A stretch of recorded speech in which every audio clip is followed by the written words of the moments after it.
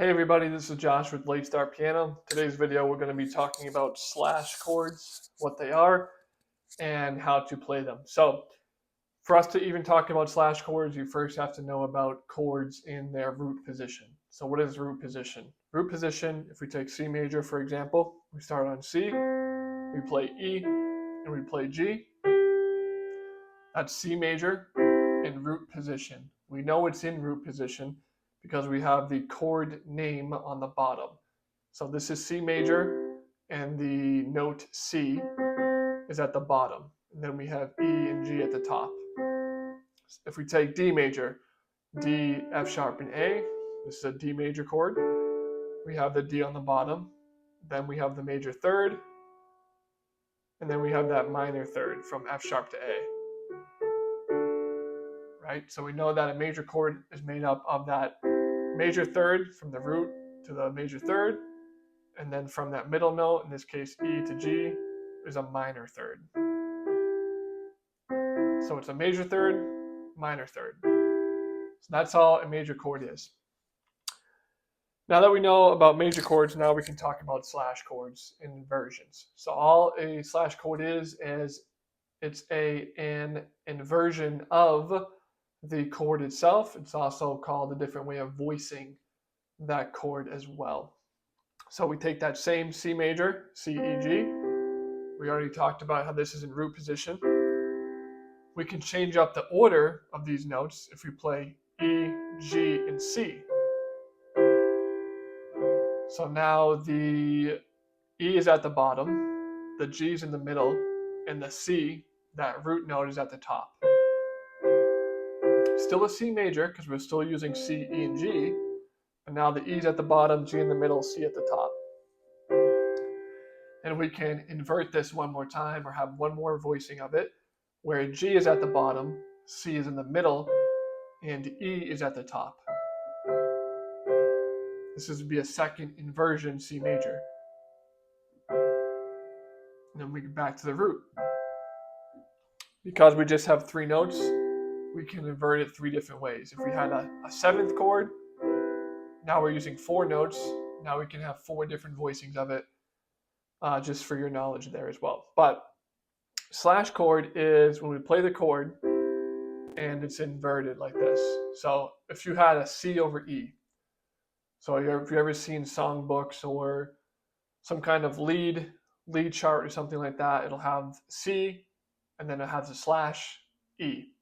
So how we say that is C over E. So whatever's after the slash to the right of the slash, that's the note that's in the bottom. Okay. So for example, if we did this, E, G, and C, we know it's a C major because it's using those notes, but we could also call this C over E. Because C major in that inversion, right?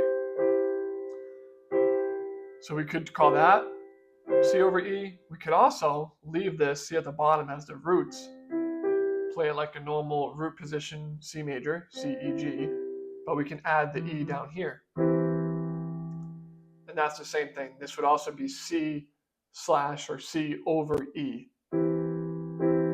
That's the same. That's C over E. This is C over E. Even if we use this inversion but have this E. So if we have the E at the top now, but we play the E in the bottom, this is still C over E. Because that E is in the bass.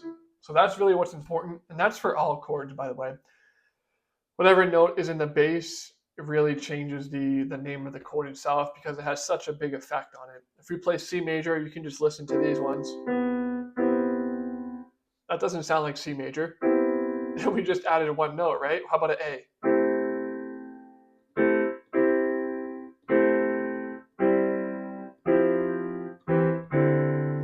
You can hear the difference that bass note has, which is why slash chords or inversions are so important, because they have such a effect on the chord itself, okay?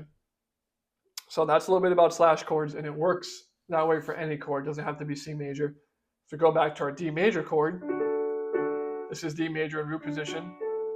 We could invert this if we had F sharp at the bottom A in the middle, D at the top.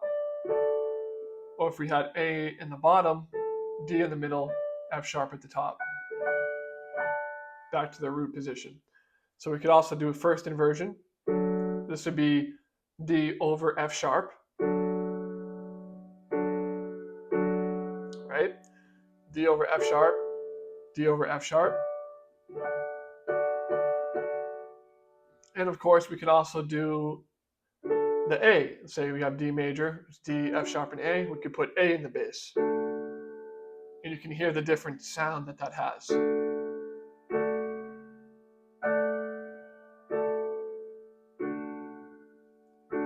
Versus the F sharp.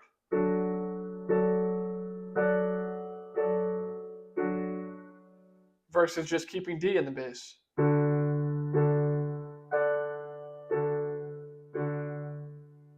So really adding those slash chords can add a lot of color to your chords, even basic chords like triads. Just changing that bass note to anything to the other two besides the root note.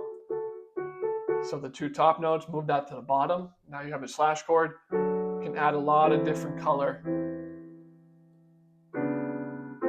to the chord that you're playing. Okay, so you can play around with that. Now you know what a slash chord is. Hope that helps. My name is Josh with Late Start Piano.